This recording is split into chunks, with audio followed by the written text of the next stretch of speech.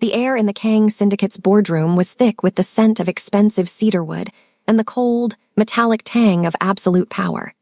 To the 20 men seated around the table, Amara Nwasu was merely an efficient shadow, a silent, beautiful black woman who moved with the grace of someone who didn't want to be noticed. But beneath her crisp white silk blouse, Amara was a map of secret agony. Every breath felt like shards of glass pressing into her ribs. The bruises on her forearms, hidden beneath long sleeves, throbbed in time with the erratic hammering of her heart. She gripped the edge of the mahogany table, her dark knuckles turning a ghostly gray as the room began to tilt. "Don't fall," she pleaded with herself. "Don't let the dragon see you bleed." At the head of the table, Kang Junhyuk sat with the lethal stillness of a loaded weapon. His intense, unreadable gaze was fixed on the city's skyline, but he didn't need to look at Amara to feel her presence. To the world, he was a monster. To Amara, he was the man she had spent months serving in silence, secretly memorizing the sharp line of his jaw and the way the intricate Mafia tattoo climbed up his neck like a warning. Suddenly, the golden sunset streaming through the windows turned into a blinding white static.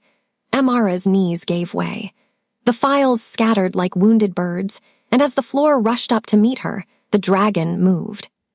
Before she could hit the marble, massive, warm hands caught her. Junhyuk didn't just catch his secretary, he claimed her. In one fluid, violent motion, he pulled her into the solid stone of his chest. "Amara," his voice, usually a cold blade of authority, cracked with a raw, desperate edge. As he reached to check her pulse, his thumb caught the fabric of her sleeve, pulling it back. The golden light hit the deep, dark bruises marring her mahogany skin. The room went deathly silent. The syndicate lieutenants watched in shock as the man who never showed emotion let out a low, guttural growl that sounded less like a man and more like a predator finding its mate wounded. Kang Junhyuk didn't just lose his temper, he lost his soul, and in that moment, the invisible secretary's fate was changed forever. "Hello, family. Before we proceed, I would love to ask us a question. When a man who never shows emotion finally loses control for a woman he's supposed to ignore, is it love or is it obsession? What do you think Junhyuk's next move will be?" Comment where you are watching from in the comment section, and subscribe to this channel if you are new here. Now let's dive into the story. Kang Junhyuk did not wait for the body to strike the floor. The sound of the files scattering, a dry, rhythmic fluttering of paper against mahogany, was the only warning the room received before the air seemed to shatter. He moved with a predatory grace that defied his heavy, tailored frame, his chair skidding back with a harsh screech against the marble.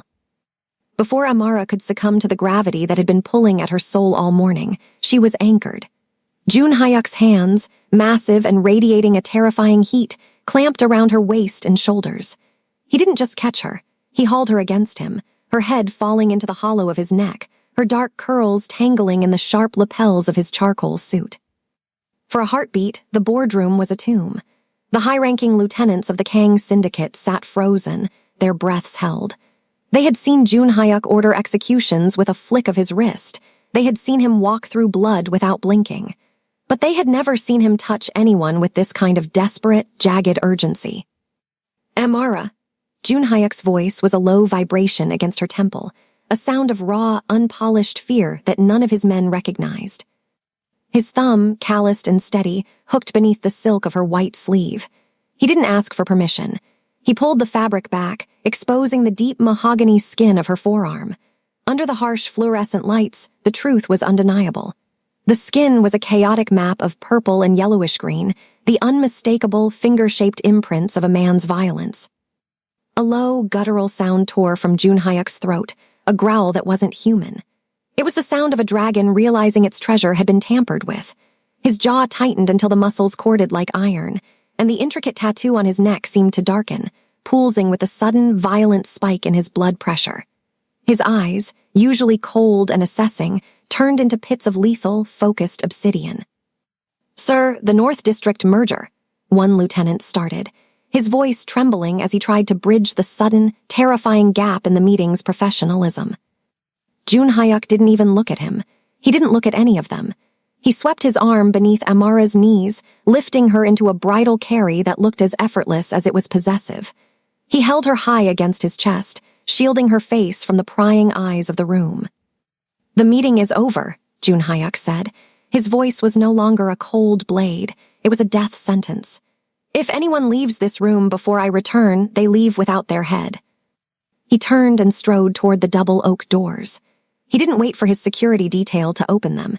He kicked them wide, the heavy wood thudding against the walls like a thunderclap. Every step he took through the office was a declaration of war. The glass and steel hallways of the Kang Syndicate, usually buzzing with the quiet efficiency of a multi-billion-dollar empire, fell into a paralyzed silence as the dragon passed. Staff members pressed themselves against the walls, their eyes wide as they watched their boss, the man who viewed the world as a game of chess, carrying his secretary as if she were the only living thing that mattered. Amara groaned softly in her semi-consciousness, her hand instinctively clutching the front of his white dress shirt. Her knuckles were dark against the fabric, her small, trembling frame dwarfed by his massive shoulders.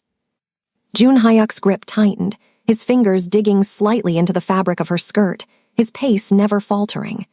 He bypassed the main elevators where the common staff waited. He headed straight for his private lift, the one that required a biometric scan and led only to the basement garage and his penthouse. As the lift doors hissed shut, cutting them off from the world, the silence inside the small gold-leafed box was deafening. Jun Hyuk didn't set her down. He leaned his back against the mirrored wall, breathing heavily, his chest heaving against hers. He looked down at her face, the soft oval of her cheeks, the long sweep of her lashes, and the sheer exhaustion written in the lines of her mouth. He reached out a hand, his fingers trembling as he brushed a stray curl away from her forehead. He had spent months watching her from across the boardroom, admiring the way she navigated his dangerous world with a quiet, brilliant dignity. He had told himself he was keeping her at a distance for her own safety, that the dragon shouldn't have a weakness. He had been wrong. By keeping her at a distance, he had left her unprotected. The lift chimed as it hit the garage level. His black armored sedan was already idling, the exhaust a low, menacing hum in the shadows. His lead driver, a man who had served Jun Hyuk for a decade, stepped out to open the door but stopped dead when he saw the look on his employer's face. It wasn't the look of a businessman. It was the look of a man who was ready to watch the city burn. Jun Hyuk climbed into the back, still refusing to let Amara go. He sat in the middle of the leather bench, pulling her onto his lap and tucking her head under his chin. He wrapped his suit jacket around her, covering the white blouse and the ruined sleeves, hiding her shame within his own shadow. "Drive," he barked, his voice echoing in the enclosed space of the car. "To the penthouse, and call Dr. Han. Tell him if he isn't waiting at the private entrance when we arrive, he will never practice medicine again." As the car tore out of the garage and into the neon-soaked streets of Seoul, Jun Hyuk stared out the window. The city lights blurred into long, vengeful streaks of red and gold. He didn't know who had done this yet. He didn't know the name of the man who had dared to put his hands on Amara and Wasu. But as he felt her shallow, pained breath against his neck, a cold, absolute certainty settled in his bones. Whoever it was, they were already dead. They just didn't know it yet. The dragon wasn't just losing control. He was reclaiming what was his, and he would tear the world apart to ensure she never had to hide a bruise again. The silence of the private medical suite was a sharp, clinical contrast to the chaotic roar of the city outside. Nestled in the highest reaches of the Kang Syndicate's headquarters, the rooms smelled of ozone, sterile linen, and the underlying scent of Jun Hyuk's cedarwood cologne. He did not call for a nurse. He did not wait for his head physician to arrive. Instead, Jun Hyuk placed Amara on the edge of a pristine white examination table with a gentleness that bordered on reverence. Amara's consciousness flickered back to the surface, her eyelids fluttering against the harsh overhead lights. The first thing she felt was the heat, radiating from the man standing between her knees. Jun Hyuk had discarded his suit jacket, his white shirt unbuttoned at the collar and sleeves rolled up to his elbows, revealing forearms corded with tension. "Stay still," he murmured. The cold, razor-edged CEO was gone, replaced by a man whose voice was a low, desperate rasp. He reached for a tray of antiseptic and soft gauze, his movements methodical yet trembling. When he reached for the hem of her sleeve, Amara instinctively flinched, a small, pained whimper escaping her parched throat. Jun Hyuk froze. His eyes met hers, obsidian pits of focused intensity, and for a moment the air in the room seemed to vanish. "I will not hurt you, Amara," he whispered, his thumb grazing the pulse point at her neck. "Never you." With a precision that spoke of a man used to handling both delicate glass and deadly weapons, he began to peel back the fabric of her blouse. As the deep brown of her skin was fully revealed, so too was the extent of the horror. The bruises were fresh, a sickening symphony of violet, blue, and mottled yellow that wrapped around her ribs and arms like a cage. Jun Hyuk's breath hitched. A dark, visceral sound started deep in his chest, a growl of pure, unadulterated fury. As his anger spiked, the intricate dragon tattoo that wound up his neck and disappeared into his hairline seemed to come alive. The ink appeared to pulse against his light ivory skin, the dragon's tail twitching as the veins in his neck stood out, thick and strained.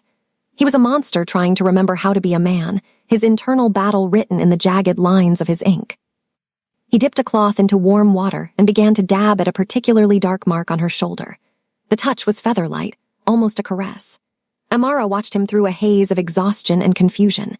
She had spent months thinking this man was a glacier, a figure of stone and steel who barely saw her as more than a machine that processed his files.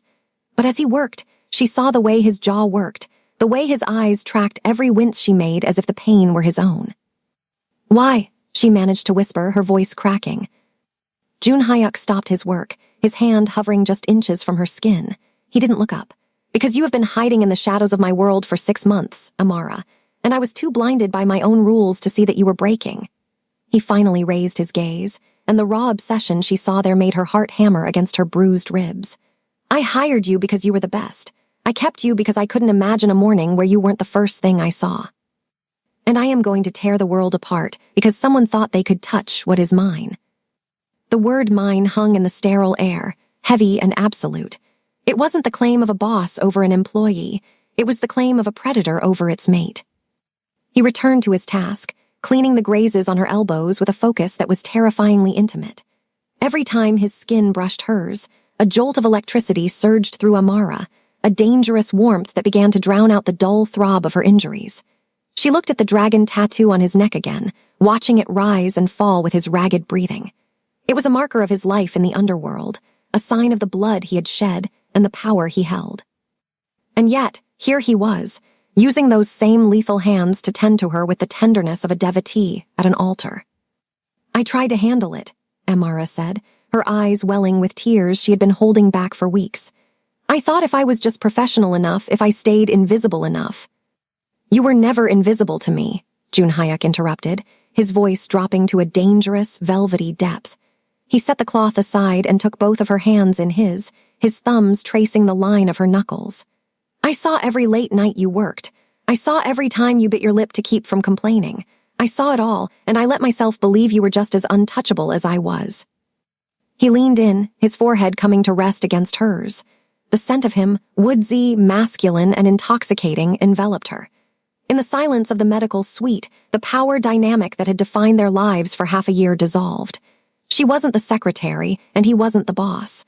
They were two broken pieces of a dangerous puzzle, finally clicking into place. "Sleep now," he commanded softly, though it was a plea. He lifted her easily, moving her to the recovery bed and pulling a weighted silk blanket over her. "My doctors will be here in minutes. My guards are at the door, and I will be just outside." As Amara's eyes drifted shut, the last thing she saw was the back of Jun Hyuk as he turned toward the door.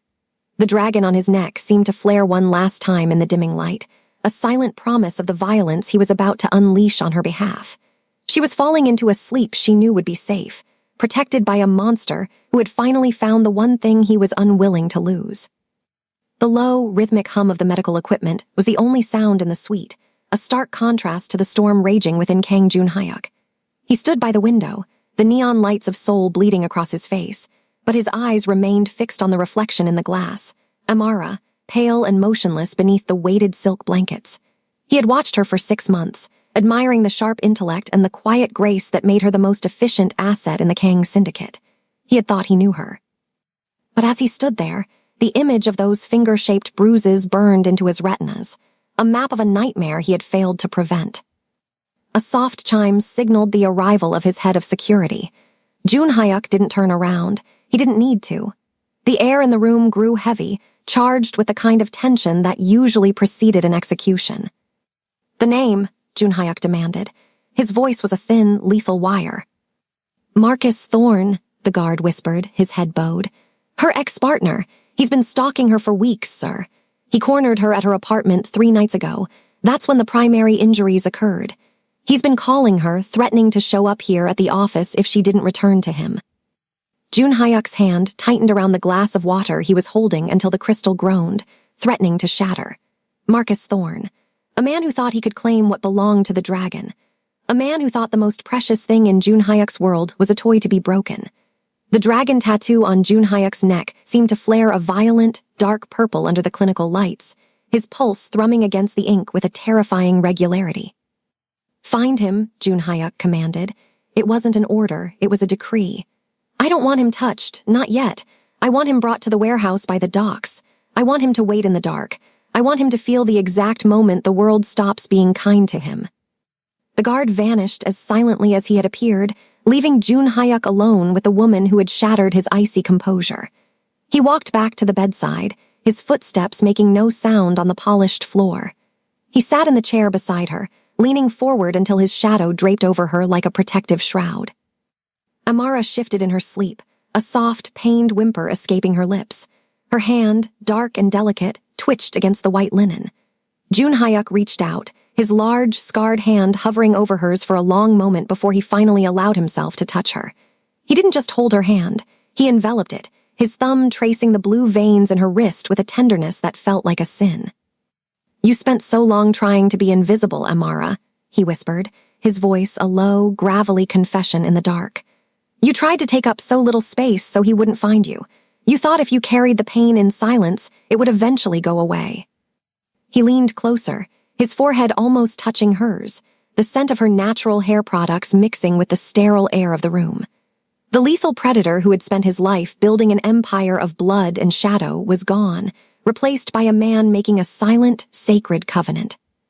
"He will never look at you again," Junhyuk promised, the words vibrating with a dark, absolute certainty. "He will never speak your name. He will never even occupy the same air you breathe. I am going to erase the memory of his hands from your skin. I am going to burn the world he built for you, and from the ashes. I will give you a kingdom where you never have to hide a bruise again." He watched the rise and fall of her chest, her breathing finally evening out as the sedatives took hold. The rage in his gut didn't subside, it simply crystallized, turning into a cold, hard diamond of intent. He had lived his life by a code of calculated violence, but this was different. This wasn't business. This wasn't territory. This was the dragon reclaiming its heart. He stood up, his tall frame blocking out the moonlight. He looked down at his own hands, the hands that had killed, the hands that had built, and the hands that had just spent an hour cleaning the wounds of a woman he had claimed as his own. He realized then that he had been waiting for this moment since the day she first walked into his office with those focused eyes and that quiet dignity. He had just been too afraid of his own weakness to admit it. "Sleep, my Amara," he murmured, his voice dropping to a velvety Korean lilt.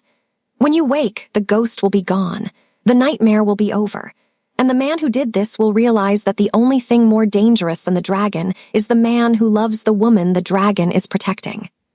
He turned toward the door, his jaw set in a hard, unforgiving line. As he stepped out into the hallway, his security details snapped to attention, sensing the change in him. The corporate mask was gone. The glacier had melted into a river of fire. He walked toward the private lift, his mind already miles away, at a dark warehouse by the docks where a man named Marcus Thorne was about to learn the true cost of touching a king's treasure. The unspoken vow was sealed. The hunt had begun. And as the lift doors closed, Junhyuk's eyes burned with a light that suggested he wouldn't stop until the very memory of Amara's fear was incinerated in the flames of his vengeance. The transition from the heavy, drug-induced sleep to consciousness was like rising through deep, dark water. Amara's senses returned in fragments. The scent of expensive sandalwood, the hum of a high-tech climate control system, and the absolute, velvet silence that only exists in the penthouses of the ultra-powerful. When she finally forced her eyelids open, she didn't see the sterile white of the medical suite. Instead, she was staring at a ceiling of smoked glass that reflected the shimmering, distant lights of the Seoul skyline. She was in the clouds. Amara tried to shift, but her body felt heavy, pinned by a strange sense of security she hadn't known in years. As she moved, the dull throb in her ribs reminded her of why she was here, but the sharp, biting agony had been numbed. She realized then that she was lying in a bed larger than her entire studio apartment, wrapped in silk sheets that felt like cool water against her skin. Then she felt it, a presence. She turned her head slowly, the movement cautious. In the corner of the vast, dimly lit master suite, a single designer lamp cast a warm, amber glow over a leather armchair. There, still dressed in the white shirt from the boardroom, now wrinkled and unbuttoned halfway down his chest, sat Kang Junhyuk. He wasn't sleeping. His long legs were crossed at the ankles, and a crystal glass of amber liquid sat untouched on the side table. He was leaning back, his head resting against the leather, his intense gaze fixed directly on her.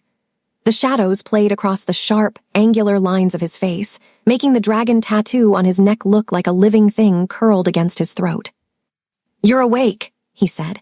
His voice was a low, gravelly rasp that vibrated through the quiet room, sounding as though he hadn't spoken in hours. "How long?"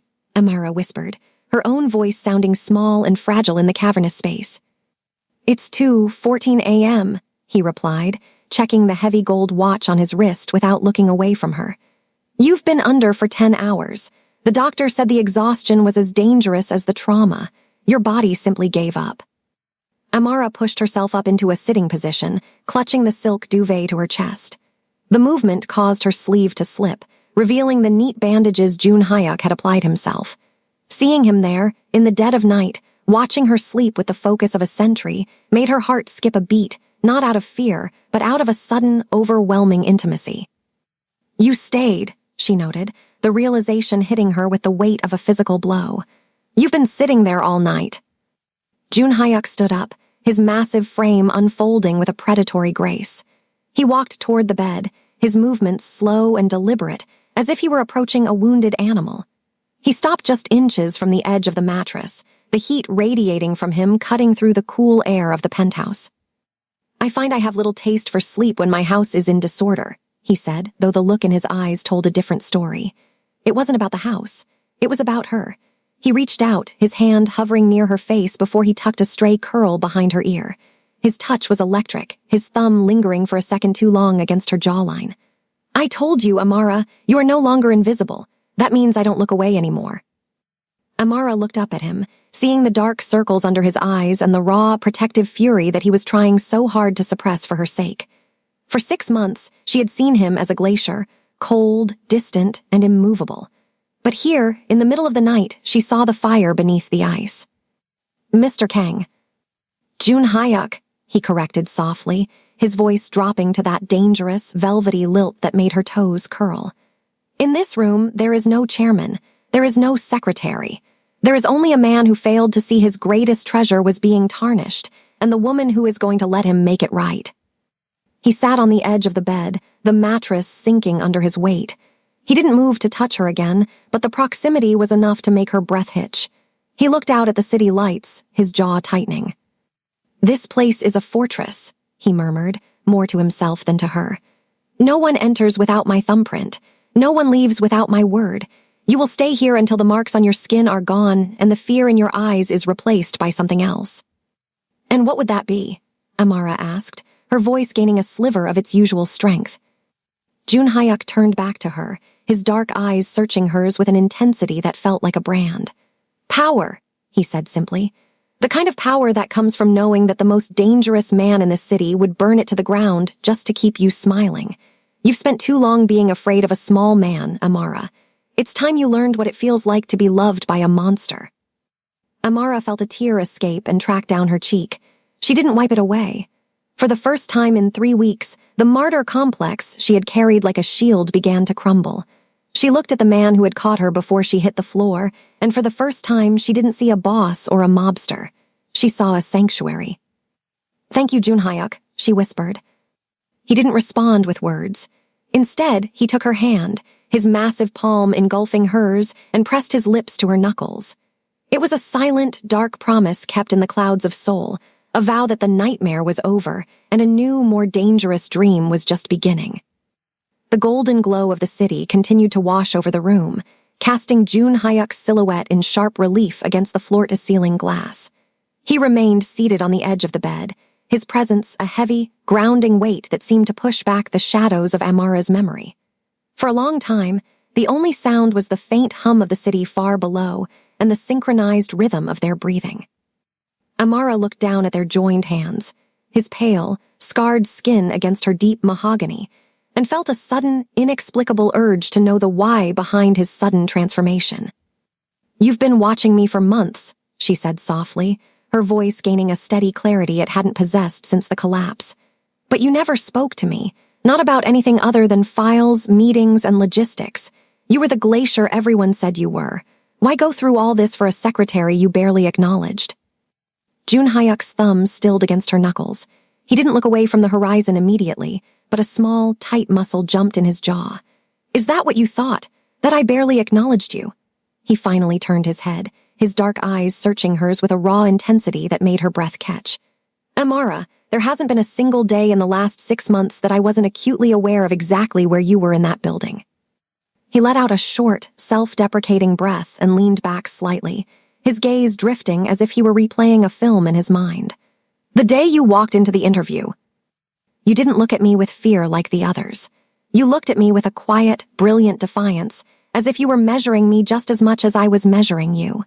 You wore a suit that was a shade too large, and you carried a folder that was organized with a precision that bordered on lethal."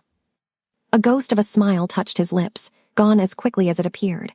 "I told the board I hired you because your credentials in strategic analysis were flawless. I told myself I hired you because the syndicate needed your mind. But the truth is much more selfish." He leaned closer, the scent of cedarwood and the heat of his skin enveloping her. "I hired you because after you left that room, I couldn't stop thinking about the way your curls framed your face. I couldn't stop thinking about the sound of your voice. I realized within 10 minutes that if I didn't put you in my office, I would spend my entire life wondering where you had gone." Amara felt a flush of heat rise to her cheeks, her heart hammering a frantic, confused rhythm against her ribs. "But you were so cold," she whispered. "You treated me like a ghost." "I had to," Jun Hyuk confessed, his voice dropping to a gravelly, dangerous depth. "I am the head of the Kang Syndicate. My world is built on blood, iron, and the absence of weakness. I've spent 20 years ensuring that I have nothing for my enemies to take. But then you started staying late. You started anticipating my needs before I even voiced them. You became the silence I looked forward to at the end of a chaotic day." He reached out, his fingers tracing the delicate line of her jaw with a reverent touch that contradicted his violent reputation. "I watched you from the head of that table, and every time you bit your lip or adjusted your sleeves, I wanted to reach out and pull you into my space. But I knew what I was.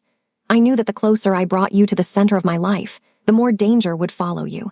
I thought if I stayed cold, I could keep you in the light while I stayed in the dark." He looked down at the bandages on her arm, his expression darkening into that familiar, protective fury. "I thought my distance was your shield.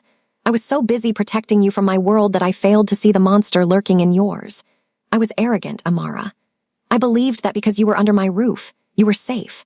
I didn't realize that by keeping you an invisible secretary, I was leaving you vulnerable to someone who didn't deserve to breathe the same air as you." Amara reached out, her fingers tentatively brushing the dragon tattoo on his neck. It felt warm, the skin beneath it pulsing with a life of its own. "You're not a monster, Jun Hyuk. A monster wouldn't have spent 10 hours in a chair watching a woman sleep." "Don't romanticize me yet, Amara," he warned, though his hand covered hers, pressing it more firmly against his neck. "The man who cleaned your wounds is not the man who is going to deal with Marcus Thorne, but you need to understand one thing before the sun comes up." He leaned in until their noses touched, his eyes burning with a possessive, soul-deep obsession. "From the moment we met, you weren't just a secretary. You were the only thing in this city that felt real to me. And now that the mask is off, I am never putting it back on. You are mine to protect, mine to cherish, and mine to avenge. The dragon doesn't negotiate with what it loves." Amara didn't pull away. The fear that had defined her existence for the last 3 weeks was being incinerated by the sheer heat of his gaze. She saw the man behind the myth, a man who was lonely, powerful, and utterly devoted to the woman he had caught before she hit the floor. As the first light of dawn began to gray the edges of the room, she realized that she was no longer the girl hiding in the shadows. She was the light at the center of the dragon's world, and for the first time in her life, she felt truly, terrifyingly powerful. While the soft morning light began to spill into the penthouse, illuminating Amara's peaceful, sleeping form, the world outside was descending into a cold, calculated darkness. Kang Junhyuk had stepped out of the bedroom, the shaken man mask dissolving with every step he took away from her door. By the time he reached the private elevator, his face was a portrait of lethal authority, the kind that had made the Kang Syndicate the most feared name in the underworld. He didn't head to the office. He didn't check the morning markets. Instead, he descended into the bowels of the city, to a place where the sunlight never reached.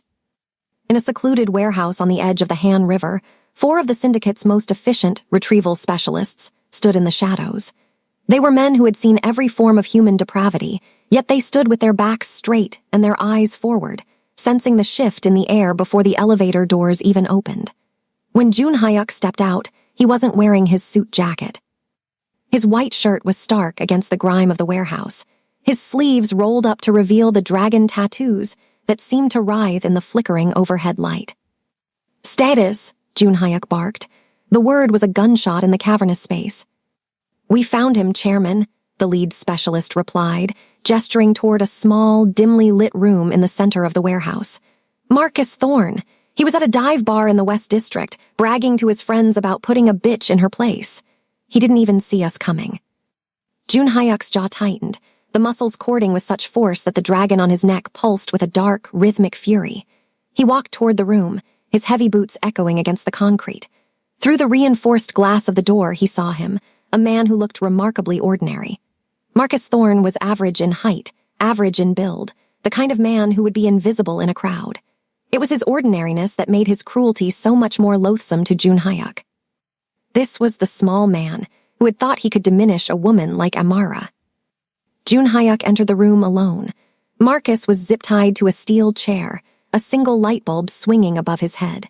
When the abuser looked up, his initial bravado vanished, replaced by the primitive, wide-eyed terror of a rabbit realizing it was in the shadow of a hawk. "Do you know who I am?" Junhyuk asked. His voice was terrifyingly calm, a low, melodic baritone that promised nothing but pain. I don't know what you're talking about," Marcus stammered, his voice cracking. "I have rights, you can't just—" Junhyuk didn't let him finish. He moved with a speed that blurred the air, his hand catching Marcus by the throat. He didn't squeeze, not yet, but the sheer weight of his presence forced the man's head back against the steel chair. Junhyuk leaned in until they were inches apart, the scent of expensive cedarwood mixing with Marcus's sweat and fear. "Rights," Junhyuk whispered. "In my world, the only right you have is the right to breathe until I decide otherwise. You touched Amara Nwasu. You thought she was a ghost.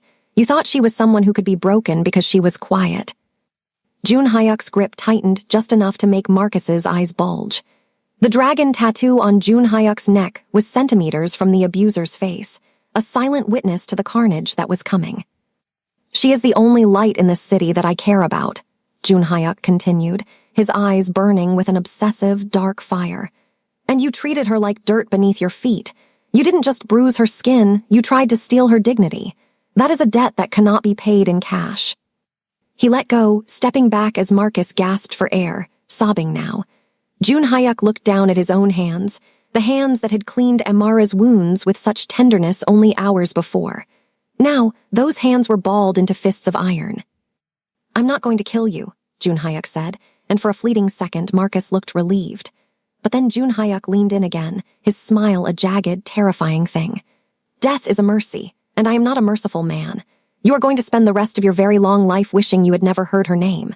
My men are going to take everything you own, your job, your home, your reputation. And then they are going to ensure that every time you close your eyes, you see the dragon." Junhyuk turned his back on the sobbing man, signaling to his guards. The lethal authority of the syndicate was now in motion. It wasn't just a physical beating, it was a systematic dismantling of a human being. By the time the sun reached its zenith, Marcus Thorne would be a ghost, a man erased from society by a predator who had found his reason to hunt. As Junhyuk walked back to the elevator, the cold rage in his chest began to settle into a hard, protective diamond. He checked his watch. It was nearly time for Amara to wake up. He needed to wash the scent of the warehouse off his skin. He needed to be the cold boss who was slowly becoming her sanctuary. He had unleashed the monster to protect the queen, and as the elevator climbed back toward the clouds, Jun Hyuk knew that the hunt was just the beginning. He wasn't just venging her past, he was clearing the path for their future. The dragon had claimed its heart, and the world was finally learning that some things are too precious to ever be touched. The transition from the velvet luxury of the penthouse to the cold, industrial dampness of the syndicate's secure holding facility was a silent one. Jun Hyuk sat beside Amara in the back of the armored sedan, his hand never leaving hers. He didn't treat her like a porcelain doll to be shielded anymore. He treated her like a sovereign. He had dressed her in one of his own oversized cashmere sweaters and soft leggings, a physical manifestation of his protection, but his gaze remained fixed on her with a new, somber respect. He wasn't just her savior today, he was her enforcer. When the car hissed to a stop inside the underground bunker, the air grew heavy with the scent of wet concrete and old iron. Jun Hyuk stepped out first, extending a hand to help Amara onto the gravel. He leaned in, his voice a low, private vibration against her ear. "You told me once that you wanted to handle your own life," he murmured, his thumb tracing the fatting bruise on her wrist. "In my world, justice isn't a gift given by the state. It is a choice made by those with the courage to claim it. Today, the power is yours. I am merely the weapon you choose to wield or sheath." Amara took a steadying breath, the chill of the bunker settling in her lungs. She followed him through a series of heavy steel doors, the lethal authority of the Kang Syndicate snapping to attention as they passed. Jun Hyuk led her to a small, darkened observation room. Behind a pane of one-way glass, Marcus Thorne sat zip-tied to a chair, looking like a shattered fragment of the man who had terrorized her. He was disheveled, his eyes darting frantically toward the door he couldn't see through. He looked small, pitiful.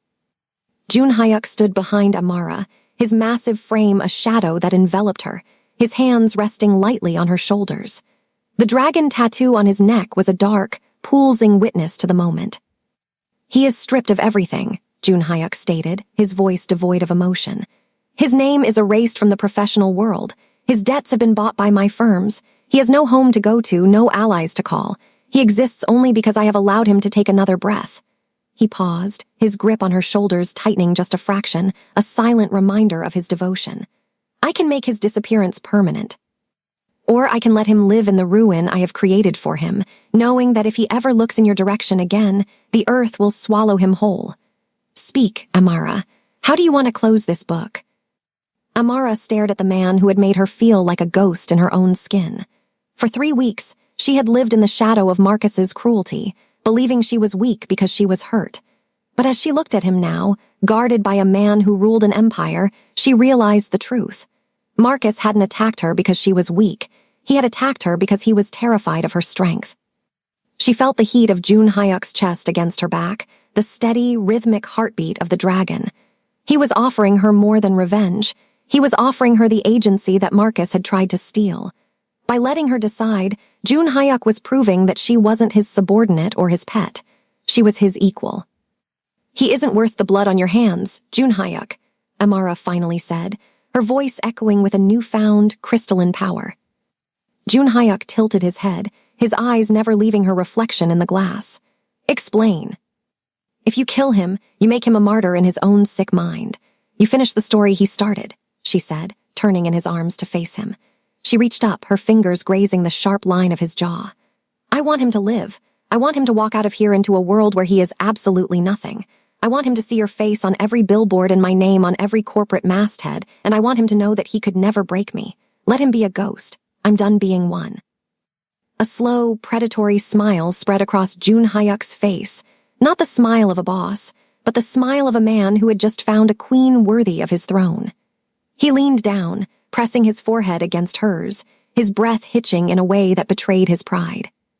"A ghost," Jun Hyuk repeated, the words a dark, melodic vow. "Then so it shall be." He signaled to his men without looking away from her. The command was silent, but absolute. Marcus Thorne would be cast out into a life of total insignificance, a shadow haunted by the knowledge of the dragon he had accidentally awakened. As they walked back toward the car, the heavy doors of the bunker clanging shut behind them, Amara felt a weight lift that she hadn't even realized she was carrying. The martyr complex was gone, replaced by a cold, sharp clarity. She looked at June Hyuk, the man whose hands had caught her and whose heart had claimed her. She wasn't just safe, she was transformed. "You gave me a choice," she whispered as they settled back into the leather sanctuary of the sedan. "I gave you what was always yours," June Hyuk replied, pulling her into his lap and tucking her head under his chin. "You were never a secretary to me, Amara. You were a storm I was waiting to be caught in. And now that the sky has cleared, it's time we show this city what happens when a dragon finally finds his equal." As the car accelerated away from the secure location, heading back toward the clouds of Seoul, Amara didn't look back. The past was a ruin, and Marcus was a memory. Ahead of them lay a kingdom of blood and silk, and for the first time, she was ready to rule it. The return to the penthouse felt different this time. The glass and marble fortress no longer seemed like a cold cage of corporate secrets, but a sanctuary hovering above a world that could no longer touch them. As the private elevator chimed softly, opening into the expanse of the living area, the city lights below looked like fallen stars scattered across the dark velvet of Seoul. June Hyuk did not let go of Amara's hand.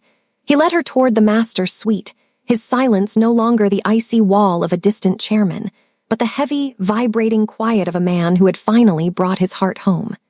He stopped at the edge of the balcony doors, the moonlight catching the dark ink of the dragon on his neck. "You haven't looked away from me all night," Amara whispered, her voice a soft thread in the vast room.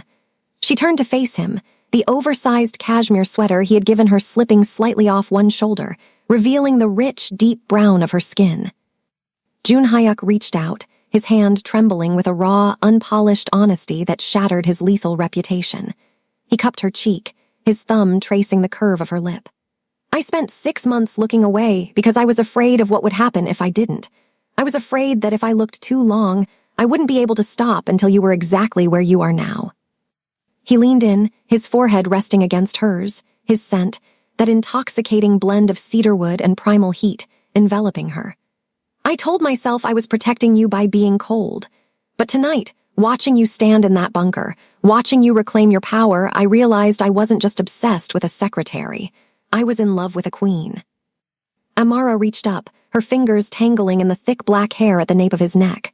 The martyr complex she had carried for years, the need to be small and invisible to survive, dissolved in the heat of his gaze.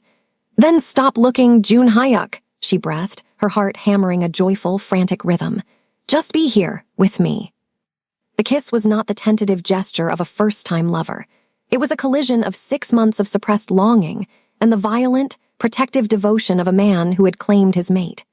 It was demanding and consuming, a silent conversation where he apologized for every day he had left her in the shadows, and she thanked him for catching her when the world went dark.